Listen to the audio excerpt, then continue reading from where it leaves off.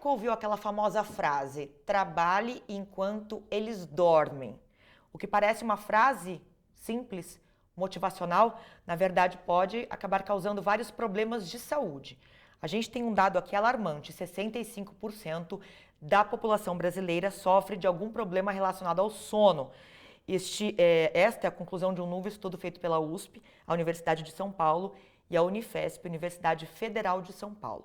Para falar para a gente conosco sobre os prejuízos da privação de sono, o que a gente pode fazer para melhorar as nossas noites de descanso, a gente recebe aqui no programa Espaço Aberto, em formato virtual, pela TV e Rádio Câmara Bauru, a Mônica Andersen. Ela é professora da Unifesp e diretora do Instituto do Sono de São Paulo. Mônica, obrigada por ter aceito o convite. Seja bem-vinda ao nosso espaço. Olá, Lidiane. Prazer é meu poder compartilhar com vocês algumas informações e tentar convencê-los que o sono é muito importante. Mônica, quase 70% dos brasileiros têm algum problema no sono, nas noites de sono. Quais são as principais razões para isso? Vamos imaginar essas estatísticas, né? Nas grandes cidades brasileiras, nas grandes cidades do mundo, entre 6 e 7 em 10 cidadãos têm problema de sono. Sono é uma queixa frequente da nossa sociedade hoje. E quais são as bases, né? Essa pergunta que a Lidiane fez. Nós ficamos mais tempo expostos hoje a condições de estresse, seja o deslocamento até o trabalho, a demora para chegar em casa, estresse no ambiente de trabalho, ainda exposições às telas. Nossa, eu tenho, né, 50 anos, eu sou de uma época que a televisão saía fora do ar. Atualmente, hoje, nós temos 24 horas de funcionamento da nossa sociedade. A gente usa o celular como instrumento de comunicação, de fotografia, acesso a banco. Tudo isso faz com que o nosso cérebro tenha mais dificuldade de ter um momento de relaxamento. Então, o que a gente deveria fazer? Na hora que nós chegamos em casa, deveríamos priorizar a redução dessa atividade interativa com o celular, tablets, computadores, redes sociais, e assim permitir a chegada desse sono de qualidade. Uhum. Quais os riscos para a saúde que a privação de sono pode acarretar? Os riscos são muitos, eu vou citar alguns. Oscilação de humor. Quem aqui dorme mal e consegue acordar de bom humor? Muito difícil. Então, oscilação de humor, impulsividade, agressividade, conflitos conjugais, conflitos familiares. Além disso, nós temos mais propensão a várias doenças, como você mencionou bem, é o risco à saúde. Diabetes, doenças cardiovasculares, problemas sexuais, problemas de pele, maior chance de cometer um acidente por esquecimento, por lapsos de atenção, e ainda nós temos várias outras situações de patologia, ou seja, doenças que podem acontecer mais facilmente no organismo que está privado de sono. Uhum. Mônica, uma noite mal dormida, ela pode ser recuperada? Aqueles cochilos picados ao longo do dia, eles são interessantes, são saudáveis ou não é recomendado? Eu acho que são duas partes nessa pergunta. O sono perdido, ele não é mais recuperado. Então, nós temos que valorizar muito aquelas horas de sono. É importante deixar claro aqui que esse número que muitas vezes se observa na mídia, entre dormir entre 7 e 8 horas, não vale para todos. Nós temos os pequenos dormidores que precisam de menos de 6 horas de sono. Nós temos os grandes dormidores que precisam mais de 9 horas. A maior parte da população dorme, de fato, entre 7 e 8 horas, mas não vamos levar esse número 8 aí, ou que seja 7 horas e meia, como número que tem que acontecer, por causa dessas diferenças individuais. Por que o sono não pode ser recuperado? Porque na hora que nós perdemos essas X horas de sono numa noite, na noite seguinte a gente precisaria dormir aquele montante mais o que foi perdido, o que é impossível dormir 15, 16 horas seguidas. Então, o sono perdido, ele é perdido mesmo. O que é importante também frisar é que a nossa sociedade precisa incorporar o sono como uma atividade de equilíbrio interno, de bem-estar com a vida. Essas condições todas de saúde que eu falei que ficam ameaçadas quando nós estamos privados de sono, se a privação for crônica, vamos imaginar um trabalhador por turno, ainda nós temos mais condições graves que podem acontecer. Há estudos hoje mostrando que a privação de sono pode ainda favorecer o aparecimento de câncer ou agravamento de cânceres. Então, é bem claro que o sono é importante para a nossa saúde. Uhum. A gente, quando fala de privação de sono, né, pensa muito na dificuldade de entrar no sono, de dormir, né, de entrar no estado de sonolência. Mas e quem consegue dormir no horário adequado, dormir cedo e acaba acordando muito ao longo da noite? As razões são as mesmas? O excesso de estímulos ao longo do dia também podem acarretar este tipo de problema especificamente? Essa é uma ótima pergunta, porque a insônia, ela comete um terço das mulheres da cidade de São Paulo, só para vocês terem uma ideia como que isso é prevalente. Cada 10 mulheres, 3 amigas conhecidas têm insônia. A insônia, ela tem 3 formatos. A insônia daquela pessoa que tem dificuldade de iniciar o sono. Tem a forma que a Lidiane mencionou, que é a pessoa que dorme relativamente até que rápido, só que ela fica com sono fragmentado. Esse sono, ele não é consolidado a noite inteira. E a terceira forma, que a pessoa até dorme relativamente rápido, ela tem algumas horas de um sono consolidado, só que ela acorda lá pelas 4 da manhã, refletindo os problemas, que nós chamamos de despertar precoce. As 3 formas estão crescendo ao longo das décadas e se tornando mais prevalentes. Se a gente pensar que 65, 70% das pessoas das grandes cidades têm queixas de sono, pode ser qualquer uma queixa. Um terço das mulheres da cidade de São Paulo tem insônia. Um terço da população de São Paulo tem um distúrbio respiratório chamado de apneia obstrutiva do sono. Nós temos muitas doenças do sono e o sono tem que realmente fazer parte daquelas tarefas que a gente fala, já escovei o dente, já fiz minhas atividades profissionais, eu já fiz minha lição de casa da escola. Eu também preciso garantir uma boa noite de sono. Isso fará com que haja menos acidentes nas estradas, nós temos aproximadamente 50 mil mortes das estradas brasileiras por ano, e ainda mais saúde para os nossos brasileiros. Uhum. A gente tem um hábito muito comum em alguns países na Europa, no Japão, na China, que é a sesta ou siesta depois do almoço. Então, é o hábito de dormir, algo institucionalizado. Muitas empresas se adaptam, oferecem espaços para que seus colaboradores durmam logo na sequência do almoço. Isso é importante, é interessante para a saúde, não é recomendado, seria algo interessante para a implementação dentro de empresas no Brasil, afinal de contas, nosso clima é bastante quente. O que você diria sobre a sexta ou a siesta, Mônica? Esse cochilo que a Lidiane comentou, ele é positivo, sim, para a maior parte das pessoas. Fisiologicamente, nós temos uma redução de temperatura logo após o almoço. Nós chamamos isso de sonolência pós-prandial. Quanto maior for a quantidade ingerida, maior é essa queda de temperatura, favorecendo o sono.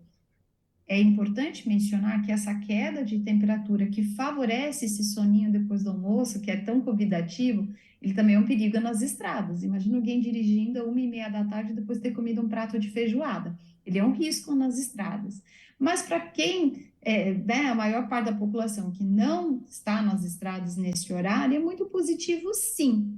Agora, tem alguns limites que precisam ser respeitados. Essa sonolência que vem depois do almoço tem que ser depois do almoço, é de 20 a 30 minutos esse cochilo. Não é positivo, não é saudável para esse corpo dormir 2 horas, por exemplo. Ah, mas eu tenho sono, eu estou privado de sono. Pois bem, mas essa soneca da tarde, a gente chama de sono secundário, ele é menos importante. O importante mesmo é o sono da noite, e esse sim tem que ser respeitado. Agora, para a maior parte das pessoas, esse sono faz bem. Então vamos lá. Almoçou, dorme 20 a 30 minutos, põe o despertador sim, e você vai sentir melhora no seu bem-estar, na sua aptidão profissional. É como se o corpo resetasse e começasse um novo período. Eu só quero fazer uma ressalva que tem um grupo pequeno de pessoas que não se sente bem. Tem enxaqueca, mal-estar. Esse grupo não deve fazer o cochilo da tarde, mas isso é a minoria. A maioria se sente muito bem. Só lembrando que não pode dormir a tarde inteira. Já que estamos falando de almoço, né, falar um pouquinho das relações entre a alimentação e o sono. Dormir depois de quanto tempo que eu fiz minha última alimentação, ou comer até quanto tempo antes de ir deitar. Dormir de barriga cheia faz mal mesmo. E a ingestão de bebidas estimulantes, como café, por exemplo, tem que ter um limite de horário. Então, vamos lá, para o cochilo da tarde, como tem uma redução da temperatura, Então, o que eu sugiro é pelo menos meia hora, uma hora depois do almoço, se possível. Às vezes a pessoa tem uma hora só de almoço, então ela almoça em 20 minutos e tem os outros 40. Então, nesse caso, é só não ter uma refeição muito intensa, com uma quantidade muito grande. Para o jantar, para ir dar o início do sono principal, se sugere, recomenda-se 2 horas antes fazer essa ceia e aí aguardar esses 120 minutos para começar o sono. Em relação às bebidas estimulantes, não é só o café, tem refrigerantes à base de cola e tem chás que tem muita cafeína também. Então, qualquer bebida estimulante a gente recomenda algumas horas. Para algumas pessoas são 3, para outras são 4, para outras são 5 horas antes do início do sono. E eu mesma sou uma pessoa muito sensível à cafeína. Eu posso tomar café até a hora do almoço. Tem outras pessoas que até de tardezinha tomar um copinho de café não atrapalha. Mas são exceções. A maior parte, de novo, café, a bebida estimulante, deve ser tirada pelo menos umas 4 horas antes do início do sono. Uhum. Mônica, você comentou agora há pouco, né, sobre a grande quantidade de mulheres que têm distúrbios de sono. A gente tem um dado aqui dessa pesquisa da USP e da Unifesp, apontando que as entrevistadas do sexo feminino, nesse levantamento que foi realizado, tiveram mais chances, 7% mais chances, de terem uma má qualidade de sono, e em especial o grupo de mulheres com idade abaixo dos 55 anos. Porque mulheres mais jovens têm mais problemas de sono. As mulheres tendem a ter mais queixa de dificuldade de iniciar o sono, de manter o sono e de despertar precoce. Então, a insônia é a queixa principal das mulheres, enquanto distúrbios respiratórios, apneia, ronco são queixas mais masculinas. O que essa pesquisa talvez, né, não tem como ter todas as respostas, mas as mulheres abaixo de 55 anos, provavelmente elas ainda estão no ambiente profissional e carregam muito estresse. Temos que lembrar que muitas mulheres também têm dupla, tripla, quádrupla jornada de trabalho. Ela tem que cuidar da atividade doméstica, tem atividade profissional e tem oscilação hormonal que também exerce uma participação nessa insônia. Isso não exclui que o homem não possa ter insônia, mas provavelmente esses conjuntos todos aí de família, trabalho, alterações hormonais sejam motivos pelos quais as mulheres queixam-se mais de dificuldade de ter o sono de boa qualidade. Uhum. A gente tem alguns hábitos, né, alguns problemas que acabam ocorrendo ao longo das noites de sono. Um deles, que tem também se tornado muito comum nos últimos anos, é o bruxismo, aquele hábito de apertamento dos dentes ou ranger dos dentes. Este problema ou outros problemas relacionados à dentição, por exemplo, são causados pela deficiência do sono ou é o contrário? O bruxismo pode também afetar as noites de sono? O bruxismo pode afetar as noites de sono e de fato altera. Existe o bruxismo do sono, que é uma das 80 doenças que podem acontecer durante o sono. Neste caso, precisa se procurar um dentista que seja parte da Associação Brasileira de Sono e faça parte desse grupo de profissionais que foram capacitados para entender a medicina do sono. E aí pode-se usar um aparelho, fazer o tratamento com seu dentista especialista no bruxismo do sono para tentar reduzir.